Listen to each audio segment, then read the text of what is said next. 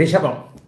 ரிஷபராசிக்காரர்களுக்கு திங்கட்கிழமை மாலையிலிருந்தே உங்களுக்கு அந்த மங்கள யோகம் உச்ச சந்திரன் ராசியில் அமர்வது, அடுத்து ஏற்கனவே குருமங்கல யோகத்தில் செவ்வாயும் குருவும் அங்கே இருப்பது என்பது ஒரு நல்ல விதமான தன்மை. இந்த வாரத்திலிருந்து பகை வீட்டில் தான் அப்படியே இருந்தாலும் கூட 4வது வீட்டில் நண்பரோடு உங்களுடைய ராசிநாதன் சேர்கிறார். 4ஆம் வீட்டில் இருக்கக்கூடிய ராசிநாதன் புதனோடு இணைந்து சனியை பார்க்கக்கூடிய அமைப்பில் நண்பர்கள் தங்களுக்குள் கேந்திரம் அப்படின்னு சொல்லுவேன். அந்த அமைப்பு இந்த வாரத்திலிருந்து ரிஷபராசிக்காரர்களுக்கு ஏற்படுது. நண்பர்கள் தங்களுக்குள், அதாவது புதனும் சுக்கிரனும் சனியை பார்க்கக்கூடிய அமைப்பு, சனி சுபத்துவமாகக்கூடிய ஒரு நிலைமைனா எல்லா நிலைமைகள்லையும் மனம் நல்ல விதமாக உற்சாகமாக இருக்கக்கூடிய ஒரு யோக வாரமாகவே இந்த வாரத்தை ரிஷபராசிக்காரங்களுக்கு சொல்லலாம். கௌரவம் அந்தஸ்து போன்றவைகள் நல்ல விதமாக இருக்கக்கூடிய அமைப்பு, சகோதர மேன்மைகள் கிடைக்கக்கூடிய நிலைமை.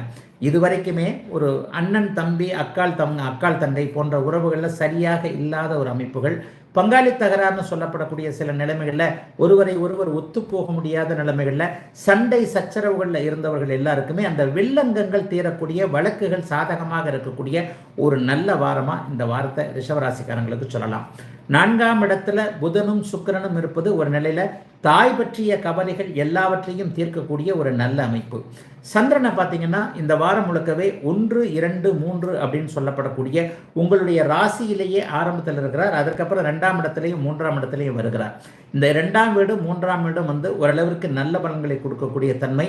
இந்த வாரத்தில் அவர் அமாவாசை தோஷத்தில் இருந்தாலும் கூட ஆடி அமாவாசை என்று சொல்லப்படக்கூடிய ஆட்சி பெற்ற நிலைமையில் இருக்கிறனால மாரகாதிபதி 3ஆம் இடத்தில் இருக்கிறார் என்கின்ற அமைப்பில் இல்லாமல் ஒரு நிலையில சூரியனோடு சேர்ந்திருக்கிறதுனால யோகத்தை தான் கண்டிப்பாக செய்வார். ஆகவே சகோதர மேன்மைகள் இருக்கக்கூடிய தன்மை இந்த வாரம் கண்டிப்பாக இருக்கிறது. முயற்சிகள் பலிக்கக்கூடிய ஒரு நிலைமை இந்த வாரம் கண்டிப்பாக எல்லாருக்குமே இருக்கு.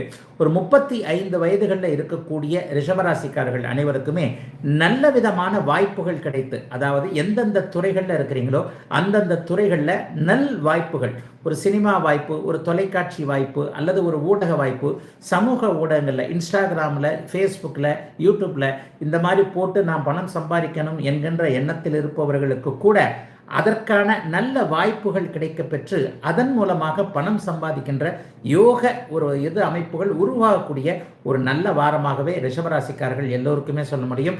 அப்படி ஒன்றும் பெரிய கவலைகள் எதுவும் இல்லாத ஒரு நல்ல வாரமாக, தொட்டது துலங்கக்கூடிய ஒரு நிலையில முயற்சிகள் பலிக்கக்கூடிய நல்ல வாரமாக அமைந்திருக்கிறது. ரிஷபராசிக்காரர்கள் எல்லோருக்குமே இந்த ஜூலை 29 ஆகஸ்ட் 5 வரைக்குமான நல்ல வாரம் இது.